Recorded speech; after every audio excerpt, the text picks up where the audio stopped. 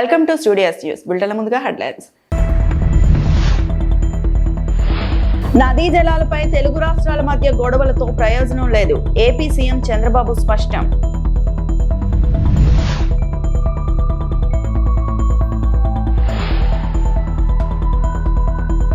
పంచాయతీ వద్దు, తెలంగాణకు నీళ్లే కావాలి. తెలంగాణ సీఎం రేవంత్.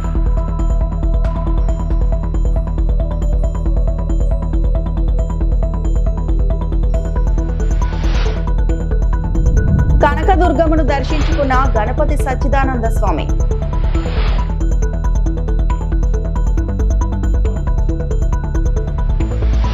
నదీ జలాల విషయంలో తెలుగు రాష్ట్రాలు గొడవలు పెట్టుకుంటే వచ్చే ప్రయోజనం ఏమీ ఉండదని సీఎం చంద్రబాబు పునరుద్ఘాటించారు.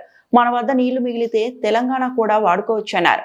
రాష్ట్ర ప్రయోజనాల విషయంలో రాజీ పడబోమని చంద్రబాబు స్పష్టం చేశారు. మండలాలు తెలంగాణలో ఉన్నాయి.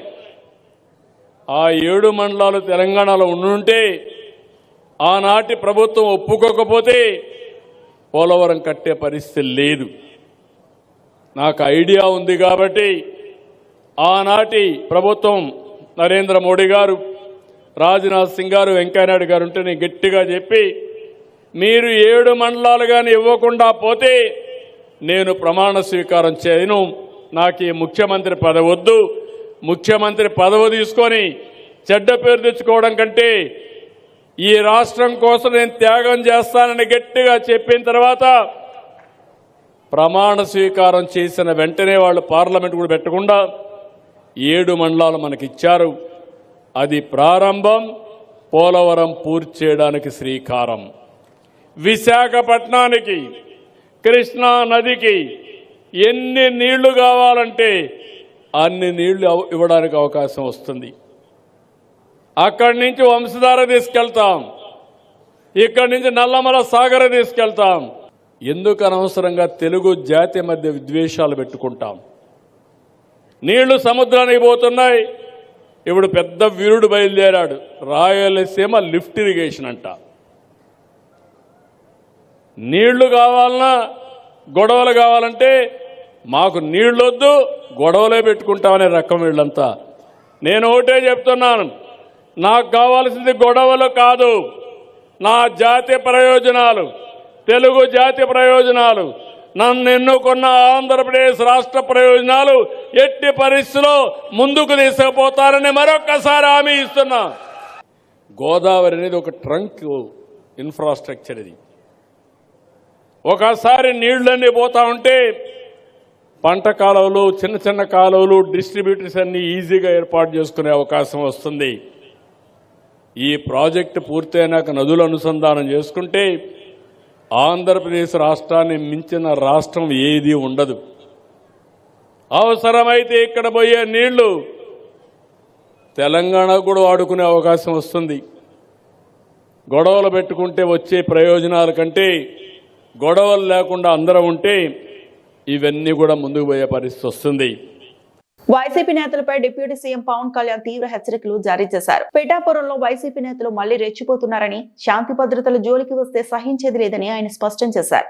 తన మాటలు మెత్తగా ఉన్నా చేతలు గట్టిగా ఉంటాయని ఆయన హెచ్చరించారు. ఈ వ్యాఖ్యలు రాజకీయ వర్గాల్లో చర్చనీయాంశంగా మారాయి. గత ప్రభుత్వాన్ని గురించి వాళ్ళు ఏం చేసినా సరే వాళ్ళు తెలిసింది ఒకటే, బూతులు తిట్టడం, ఇందాక నారాయణ గారు చెప్పినట్టు కేసులు పెట్టడం, ప్రజలకి మనశ్శాంతి లేకుండా చేయడం. మళ్ళీ అదే పాత పద్ధతి మొదలుపెట్టారు. మళ్ళీ పిఠాపురంలో గతం ఎన్నడూ లేని విధంగా మళ్ళీ మీరు స్టార్ట్ చేశారు. ఈ సందర్భంలో ఉన్నత పోలీస్ అధికారుల గారికి, జిల్లా మ్యాజిస్ట్రేట్ గారికి కూడా చెప్తున్నాను, లా అండ్ ఆర్డర్ని కనుక ఎవరైనా సరే పిచ్చి పిచ్చిగా కనుక మీరు అభద్రతా భావానికి కానీ ప్రజల్ని చేయగలిగితే చేస్తే అస్సలు ఉపేక్షించొద్దని చెప్తున్నాను. నా మాటలు చాలా మెత్తగున్నాయి కానీ ప్రపంచ దేశాలతో తెలంగాణ పోటీ పడుతుందని సీఎం రేవంత్ రెడ్డి అన్నారు. రంగారెడ్డి జిల్లా రావిర్యాలతో సుజన్ మెడికేర్ ను ప్రారంభించి మాట్లాడారు. ప్యూర్ రేర్ పాలసీలతో ముందుకెళ్తున్నాం. ఇలాంటి పాలసీలకు పార్టీలకు అతీతంగా మద్దతు ఇవ్వాలి. పెట్టుబడులకు అనుకూలమైన పరిస్థితులు ఇక్కడ ఉన్నాయి. తెలంగాణ రైజింగ్ దిశగా అభివృద్ధి ప్రణాళికలు రూపొందించామన్నారు. Telangana rising 2047 next 10 years by 2034 $1 trillion economy, by 2047 $3 trillion economy की ఏదైతే ప్రణాళికలు సిద్ధం చేసినామో అందులో భాగంగా ఈరోజు ఈ మ్యానుఫ్యాక్చరింగ్ యూనిట్ రాష్ట్రంలో అభివృద్ధి చెందబోతుంది. ఈరోజు తెలంగాణ రాష్ట్ర ప్రభుత్వము పాలసీ పెరాలసిస్ లేకుండా ప్రభుత్వానికి ప్రణాళికబద్ధమైన పాలసీలు ఉంటే రాష్ట్రానికి పెట్టుబడులను ఆకర్షించడమే కాకుండా పెట్టుబడులు పెడుతున్న యాజమాన్యానికి రక్షణ కల్పించడమే కాకుండా ఆ పెట్టుబడులకు లాభం వచ్చే విధంగా ప్రభుత్వ ప్రణాళికలు ప్రభుత్వ విధానాలు ఉండాలి అని భావించి ఈరోజు తెలంగాణ రాష్ట్ర ప్రభుత్వం ఒక గ్లోబల్ సమ్మిట్ని ఏర్పాటు చేసి తెలంగాణ స్టేట్కి ఒక కాంప్రహెన్సివ్ పాలసీ డాక్యుమెంట్ను రిలీజ్ చేయడం జరిగింది. Based on that policy document, outer ring road inside almost 2,100 square kilometers is called CURE, Core Urban Region Economy. From outer ring road to regional ring road, around 10,000 square kilometers, it is called PURE, Peri-Urban Region Economy.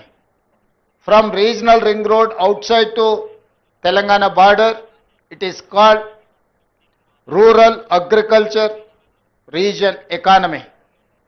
So we have adopted 3-layer policy. First layer is CURE, second layer is PURE, third layer is RARE. These 3 policies are Telangana policy. It is going to reach by 2034 $1 trillion economy, by 2047 $3 trillion economy. For that, we need industrial policy,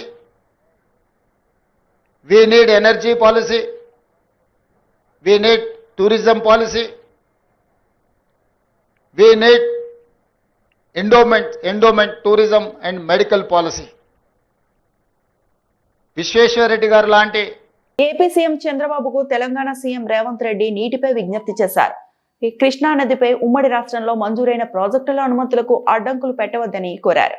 ఆ అడ్డంకుల వల్ల కేంద్ర నిధులు విడుదల కావటం లేదని, రాష్ట్రంపై అదనపు ఆర్థిక భారం పడుతుందని తెలిపారు. తాము వివాదం కోరుకోవటం లేదని, సమస్యకు పరిష్కారం కావాలని అన్నారు. రాజకీయ ప్రయోజనాలు కాదు, ప్రజలు రైతులు ప్రయోజనాలే లక్ష్యమని స్పష్టం చేశారు. ఏపీకి ఏవైనా సమస్యలు ఉంటే సానుకూలంగా పరిష్కరించేందుకు సిద్ధమని రేవంత్ రెడ్డి పేర్కొన్నారు.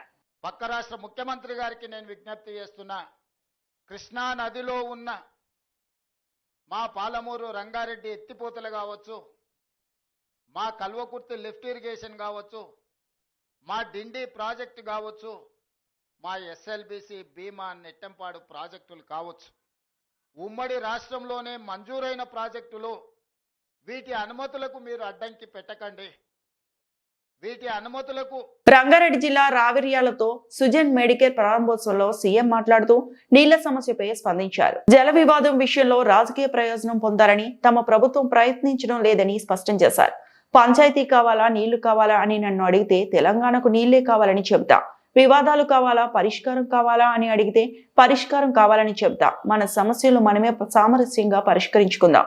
ఏపీ ప్రభుత్వానికి ఈ వేదికగా విజ్ఞప్తి చేస్తున్నా అని సీఎం రేవంత్ రెడ్డి అన్నారు. అదే విధంగా నిన్నమన్న సొంత రాష్ట్రంలో గాని పక్క రాష్ట్రంలో గాని నీటి వివాదాలకు సంబంధించి పదే చర్చలు జరుగుతున్నాయి. నేను ఈ వేదిక మీద నుంచి ఈ రాష్ట్రంలో ఉండి పక్క రాష్ట్రంలో రాజకీయ పార్టీలలో ఉన్న ప్రజాప్రతినిధులకు ఒక సూచన చేయదలుచుకున్నా, ఒక విజ్ఞప్తి చేయదలుచుకున్నా. మీకు పంచాయతీలు కావాలన్నా, నీళ్లు కావాలన్నా అని ఎవరైనా నన్ను అడిగితే తెలంగాణ రాష్ట్రానికి నీళ్లు కావాలని నేను కోరుకుంటా.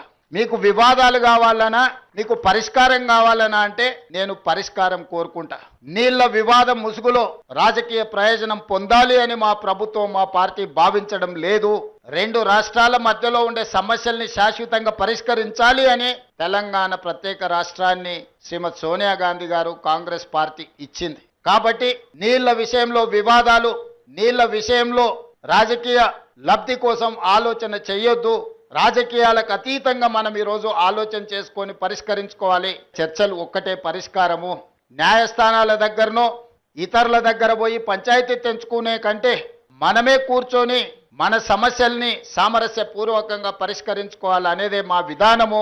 పక్క రాష్ట్ర ముఖ్యమంత్రి గారికి నేను విజ్ఞప్తి చేస్తున్నా, కృష్ణా నదిలో ఉన్న మా పాలమూరు రంగారెడ్డి ఎత్తిపోతలు కావచ్చు, మా కల్వకుర్తి లిఫ్ట్ ఇరిగేషన్ కావచ్చు, మా డిండి ప్రాజెక్టు కావచ్చు, మా ఎస్ఎల్బిసి భీమా నెట్టంపాడు ప్రాజెక్టులు కావచ్చు, ఉమ్మడి కృష్ణా జిల్లా మచిలీపట్నం పరిధిలో చోటు చేసుకున్న బాలల అక్రమ రవాణా ఘటనను మచిలీపట్నం పోలీసులు విజయవంతంగా ఛేదించారు. గత నెల 18వ తేదీన 10 సంవత్సరాల బాలుడు కనిపించడం లేదంటూ తల్లిదండ్రులు ఇచ్చిన ఫిర్యాదు మేరకు పోలీసులు దర్యాప్తు ప్రారంభించినట్లు బందర్ డీఎస్పీ రాజా తెలిపారు. సీసీ కెమెరా ఫుటేజ్ ఆధారంగా విచారణ చేపట్టిన పోలీసులు బాలుడిని నంద్యాల ప్రాంతంలో గుర్తించారు. అక్కడ బాతులు పెంపకం నిర్వహిస్తున్న వ్యక్తులకు బాలుడిని అమ్మినట్లు దర్యాప్తులో వెల్లడైంది. ఇదే ప్రాంతంలో ఆ బాలుడితో పాటు మరో 2 బాలికలు కూడా ఉన్నట్లు పోలీసులు గుర్తించారు. ఆ బాలికల తల్లిదండ్రులను గుర్తించే దిశగా పోలీసులు ప్రత్యేక చర్యలు చేపట్టారు. ఈ కేసుకు సంబంధించి 2 పురుషులు, 1 మహిళను పోలీసులు అరెస్టు చేసి మీడియా ముందు ప్రవేశపెట్టారు. ఈ కేసులో అత్యంత ప్రతిభ కనబర్చిన పోలీస్ అధికారులకు డీఎస్పీ రివార్డులు అందించారు. డిసెంబర్ 18, 2025 తారీఖున ఒక బాలుడు, ఒక 10 సంవత్సరాల బాలుడు మిస్ అయ్యాడని చెప్పేసి వాళ్ళ తల్లిదండ్రులు వచ్చేసి మనకి కంప్లైంట్ ఇవ్వడం జరిగింది. ఎప్పుడు మిస్ అయ్యారని అడిగితే 6వ తారీఖునే మిస్ అయ్యారు, 50 రూపాయలు తీసుకొని కోనేరు సెంటర్లో బుక్స్ కొనుక్కోవడానికి వెళ్ళారు, అక్కడ నుంచి మిస్ అయ్యారని చెప్పేసి చెప్పడం జరిగింది. అన్ని రోజులు గ్యాప్ రావటం, మనకి బాలుడు మిస్ అయిన తర్వాత అక్కడ సీసీటీవీ ఫుటేజ్ కూడా ఒక 1 వీక్ 2 వీక్స్ ఉండటం, అప్పటికే అది కూడా ల్యాప్స్ అయిపోవటం వల్ల మనకి ఈ కేసు ఛాలెంజింగ్గా మారింది. అయితే ఇందులో ఈ బాలుడు మిస్ అయిన దాంట్లో మనం ప్రత్యేక ఎస్పీ గారి డైరెక్షన్స్ ప్రకారం ప్రత్యేక బృందాలుగా ఏర్పడి నగరంలో ఉన్న సీసీటీవీ కెమెరాలని మొత్తాన్ని జల్లెడ పట్టి ఎక్కడైనా ఎవిడెన్స్ దొరుకుతుందని చెప్పి చూడటం జరిగింది. దానిలో భాగంగా ఆ రోజు ఆ బాలుడు మిస్ అయిన టైంలో అక్కడ ఒక బైక్ మీద తిరుగుతున్న 2 వ్యక్తుల్ని మేము గమనించడం జరిగింది. వాళ్ళని సస్పెక్ట్ చేయడం జరిగింది, వీళ్ళు ఏమైనా తీసుకెళ్ళి ఉంటారా అని చెప్పేసి. ఆ పాయింట్ ఆఫ్ వ్యూలో ఆ బైక్ నంబర్ ద్వారా ఆ సస్పెక్ట్ని తీసుకొచ్చి విచారించగా అతను ఆ బాలుడిని తీసుకెళ్లి నంద్యాల పక్కన ఉన్న అన్నవరం అనే విలేజ్లో బాతులు కాస్తూ ఉంటారు కదండి, వాళ్ళకి ఇతను అమ్మేయటం జరిగింది. ఆ అమ్మేయటం జరిగింది. ఆ తర్వాత అతను మళ్ళీ వెళ్ళిపోయాడు, అక్కడ నుంచి పారిపోయాడని చెప్పి చెప్పడం జరిగింది.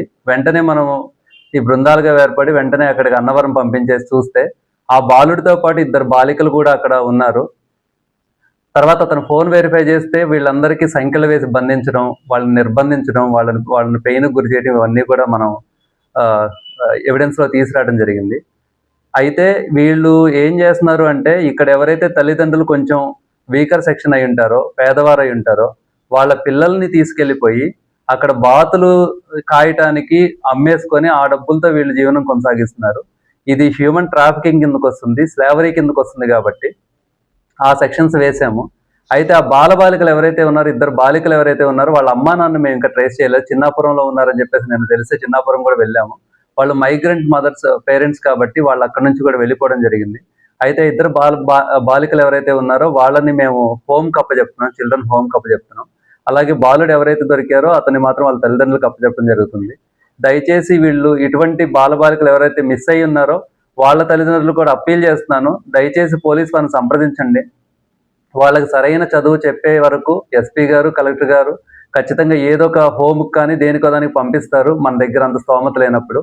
సో తల్లిదండ్రులుగా మన బాధ్యత నిర్వర్తించలేనప్పుడు కనీసం గవర్నమెంట్ కూడా బాధ్యత తీసుకోవడం రెడీగా ఉంది. కాబట్టి మీరు పోలీసులను అప్రోచ్ అయ్యి మీ పిల్లలకి ఏదైనా జరిగి మిస్ అయితే మాత్రం ఖచ్చితంగా మాకు సమాచారం ఇస్తే మేము ట్రేస్ చేసి పట్టుకొస్తామని చెప్పేసి చెప్తున్నాము. ఈ కేసులో పర్టికులర్గా ప్రొబేషనరీ ఎస్ అయిన మల్లికాసులు ఆ సీసీటీవీస్ అన్ని ఎవిడెన్స్ అవన్నీ వెరిఫై చేసి ఆ ఎగ్జాక్ట్గా ఆ బండి నంబర్ని ట్రేస్ చేయగలిగారు. సో అతన్ని అభినందిస్తున్నాను. దాంతోపాటు క్రైమ్ టీమ్ లీడ్ చేసిన SI Prabhakar as well as ASI శ్రీనివాసుని కూడా అభినందిస్తున్నాను. ఇటువంటి కేసులు మేము త్వరలోనే ఇంకా ఛేదిస్తామని చెప్పేసి విన్నవించుకుంటున్నాను. థ్యాంక్ యూ అని చెప్పేసి ఒకళ్ళు కందుల 7 కొండలు, కందుల తుమ్మ ప్రసాద్, శ్రీనాథ్ అని చెప్పేసి అక్కడ బాతుల దగ్గర ఉన్న అతను శ్రీనాథ్ అనే అతను అబ్స్కాండింగ్ లో ఉన్నాడు, అతను కూడా పట్టుకొస్తాము. ఇక్కడ నుంచి పంపించిన మాత్రం కందుల 7 కొండలు, తుమ్మ ప్రసాద్. వీళ్ళు మన మచిలీపట్నం వాళ్ళే. ఎంత కమ్మారు అనేది వాళ్ళ అగ్రిమెంట్ ఇంకా మేము ఆ లోతులో వెళ్ళలేదు. ఎందుకంటే శ్రీనాథ్ అనే అతను మెయిన్ అక్కడ ఎగ్యూజర్, అతను అబ్స్కాండింగ్ లో ఉన్నాడు. అతను దొరికిన తర్వాత వీళ్ళ కొడుకే యాక్చువల్ గా అక్కడ కూడా చేసి వాళ్ళ కొడుకే డబ్బులు ఇస్తాడు, ఎంత ఇస్తాడు అనేది ఇంకా చెప్తాను నేను వీడియో.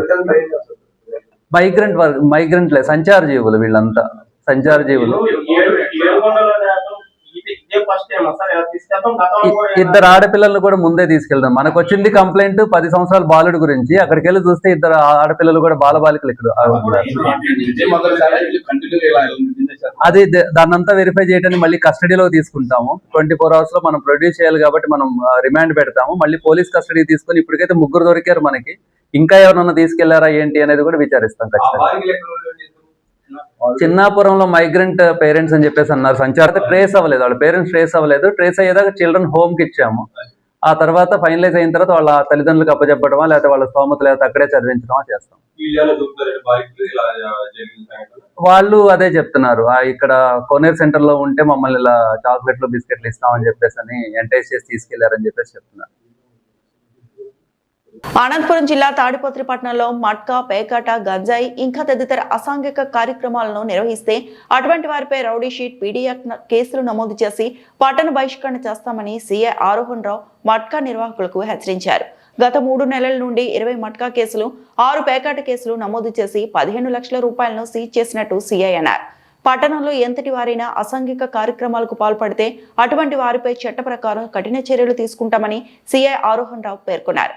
సంక్రాంతి పండుగకు ఊర్లకు వెళ్లే వాళ్ళు విలువైన వస్తువులను జాగ్రత్తగా ఉంచుకోవాలని సీఏ ప్రజలకు సూచించారు. నిరంతరం నిఘా పెట్టి ప్రతి ఒక్కరిని కూడా అరెస్ట్ చేసి వారిపైన కేసులు బుక్ చేయడం జరుగుతుంది. ఈ సందర్భంగా తెలియజేయడం ఏమంటే, మట్కా ఎవరైతే ఆడుతున్నారో, ఎవరైతే ప్రోత్సహిస్తున్నారో వారందరినీ కూడా పట్టణ బహిష్కరణ చేస్తామని చెప్పని పోలీస్ శాఖ తరఫున తెలియజేస్తున్నాము. వారు పద్ధతులు మార్చుకొని వారు చేస్తున్నటువంటి ఇల్లీగల్ యాక్టివిటీస్ని కంపల్సరీగా బంద్ చేయాలి. వాళ్ళు ఎవరైనా సరే, వాళ్ళు ఎంతటి వారైనా సరే ఎవరిని ఉపేక్షించేది లేదు. రౌడీ షీట్లు ఓపెన్ చేయడం జరుగుతుంది, పీడీ యాక్టులు పెట్టి నమోదు చేయడం జరుగుతుంది. గత 3 నెలల కాలంలో దాదాపు 20 మట్కా కేసులు, ఒక 6 పెద్ద గ్యాంబ్లింగ్ కేసులు, వారి వద్ద నుంచి దాదాపుగా 15 లక్షల వరకు అమౌంట్ను, సెల్ ఫోన్లని, వెహికల్స్ని సీజ్ చేయడం జరిగింది. ఈ యొక్క కార్యక్రమం కంటిన్యూగా జరుగుతుంది. ఈ సందర్భంగా పట్టణ ప్రజలకు కూడా విజ్ఞప్తి చేయడం ఏమంటే, అసాంఘిక కార్యకలాపాల గురించి ఏవైనా కానీ, మట్కా కావచ్చు, పేకాట కావచ్చు, గాంజా కావచ్చు, ఇతర అసాంఘిక కార్యకలాపాల గురించి ఏ చిన్న ఇన్ఫర్మేషన్ వచ్చినా కాన్ఫిడెన్షియల్గా మా యొక్క నంబర్లకు, అది మాకైనా కావచ్చు, ఏఎస్పీ గారికి కావచ్చు, ఎస్పీ గారికి కావచ్చు, సమాచారం అందించవలసిందిగా కోరుచున్నాము. సమాచారం ఇచ్చినటువంటి వారి యొక్క పేర్లని గోప్యంగా ఉంచుతాము. కాబట్టి తాడిపత్రి పట్టణ ప్రజలు ఈ యొక్క పోలీసు చేస్తున్నటువంటి ఈ యొక్క కార్యక్రమానికి సహకరించి మాతో భాగస్వామ్యమై తాడిపత్రి పట్టణం నుంచి శాశ్వతంగా ఈ యొక్క అసాంఘిక కార్యకలాపాలను పారద్రోలాలని చెప్పని విజ్ఞప్తి చేస్తున్నాం. సంక్రాంతి హాలిడేస్ వచ్చాయి కదా సార్, ఊర్లోకి వెళ్తున్నారు ప్రజలకి ఈ రాబో సంక్రాంతి పండుగ సందర్భంగా ఊర్లో విలేలకు వెళ్ళేటువంటి ప్రజలకు యొక్క విలువైనటువంటి వస్తువులు, డబ్బు కావచ్చు, నగదు కావచ్చు, భద్రపరచుకోవాల్సిందిగా విజ్ఞప్తి చేస్తున్నాము. రెండోది, ఒకవేళ వాళ్ళకి ఎటువంటి ఒక ఊర్లోకి వెళ్ళేటట్లుంటే వారి యొక్క సమాచారాన్ని మా పోలీస్ స్టేషన్లో తెలియజేస్తే వారి యొక్క ఇళ్లపైన గస్తీ చేయడం జరుగుతుంది. అనంతపురం నగరంలో కాంగ్రెస్ పార్టీ కార్యాలయంలో షేక్ ఫాతిమా బేగం 195వ జయంతి వేడుకలు ఘనంగా నిర్వహించారు. ఈ సందర్భంగా వారు మీడియాతో మాట్లాడుతూ, షేక్ ఫాతిమా బేగం చదువు అనే ఆయుధాన్ని మహిళల చేతిలో పెట్టి విప్లవ దీపశిఖ అయ్యారు. మొట్టమొదటి ముస్లిం ఉపాధ్యాయురాలు, బహుజన శ్రీ విముక్తి చరిత్రలో చిరస్మరణీయ నామమని అన్నారు. ఆమె బోధించింది కేవలం అక్షరాలు కాదు, ఆమె చెప్పిన అసలు పాఠాలు. చదువు లేకుండా విముక్తి లేదు. మహిళలు చదువుకుంటే తరం మారుతుంది. మతం అడ్డు కాదు, మానుష్యత్వమే మతం. భారత మహిళా విద్యా చరిత్రలో సావిత్రిబాయి పూలే పేరు ఎంత గొప్పదో ఆమె పక్కన నిలబడి అదే స్థాయిలో పోరాడిన పేరు ఫాతిమా బేగం అని వారు కొనియాడారు. షేక్ ఫాతిమా గారి జయంతి సందర్భంగా, షేక్ ఫాతిమా గారు 196వ జయంతి సందర్భంగా అనంతపురం జిల్లా మైనార్టీ కాంగ్రెస్ ఆధ్వర్యంలో ఈరోజు కార్యక్రమాన్ని ఇండియా కూటమితో పాటు అందరితో కలుపుకొని ఈరోజు కార్యక్రమాన్ని నిర్వహించడం జరిగింది.